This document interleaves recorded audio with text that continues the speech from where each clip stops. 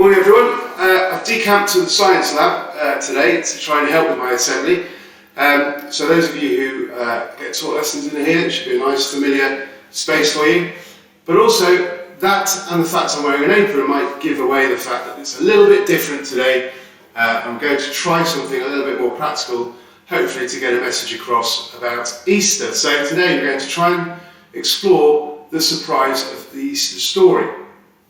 You will probably have expectations about what you're going to receive at Easter. For a while now, there have been Easter eggs in the shops, so you know really what you're going to expect. So I'm going to try and use some eggs to demonstrate something about the Easter story, some surprise that's involved. So I've got a bowl of eggs, which I'll show you. So obviously you all know what eggs are like. Very messy, hands are very messy.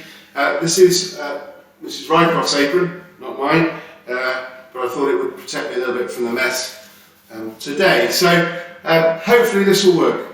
So we're going to take the risk, take some eggs from my bowl of eggs and juggle them to try and show you a level of surprise. Now interestingly, if you can't juggle, this could be something you could try and do while you are spending some time at home. So haven't done this for a while, this could go horribly wrong.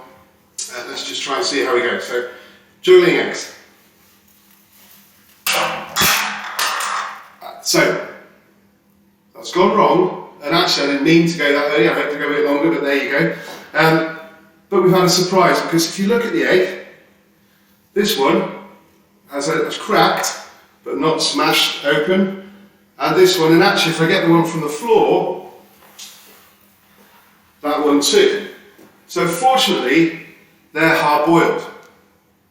I knew, obviously, there was hard-boiled in there, but I wasn't quite sure if I'd get all three. So we'll see what the other one was like. And there you go. So it could have been a lot messier. So quite a surprise that the eggs didn't smash. I was quite pleased with that surprise. And that's something to think about, is that surprises can sometimes be surprises we don't like, but often they're surprises we do like. So really Easter is all about, for Christians, it's all about the unexpected. And when they think about Easter, they think particularly about what happened after Jesus was crucified and he was placed in a tomb. And then 3 days later, some women, some friends came along to try and find him, see the body, make sure they could pay their respects and things. But they were surprised because the tomb was empty. And they hadn't been expecting that at all. If you add to that the fact that they saw Jesus again subsequently, they were very surprised at that because they didn't expect it. And actually, if we look at an Easter egg is hollow, traditionally, because it mirrors that surprise, the emptiness of the tomb. Sometimes Easter eggs have some things in, but traditionally it would be hollow because of Jesus' tomb. Now, we can use the experience of Jesus' followers perhaps to think about the Easter message that is useful to us regardless of what our background and our beliefs. And what I want to talk to you a little bit about, or try and bring to mind that's relevant to the Easter story, is the fact that when things seem at their worst, we can often find signs of new hope. But you have to be positive, which refers back to my assembly earlier in the week, and you have to be open to surprises.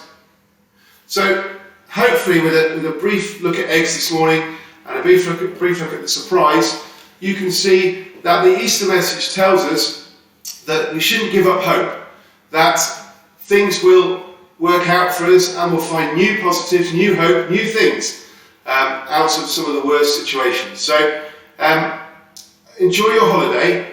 Keep going with being active, keep going with being creative. Don't be afraid to use some of the really good websites you've been pointed to keep your brain active over the holiday. And then we'll return to formal lessons again at the start of next term. Hopefully you've enjoyed this week and something new. I wish you and your families all the very best. Take away that simple message, or the simple messages from this week, about being positive, about being thoughtful, and about being open to surprise and open to the good things that might come out of what seems to be terrible situations.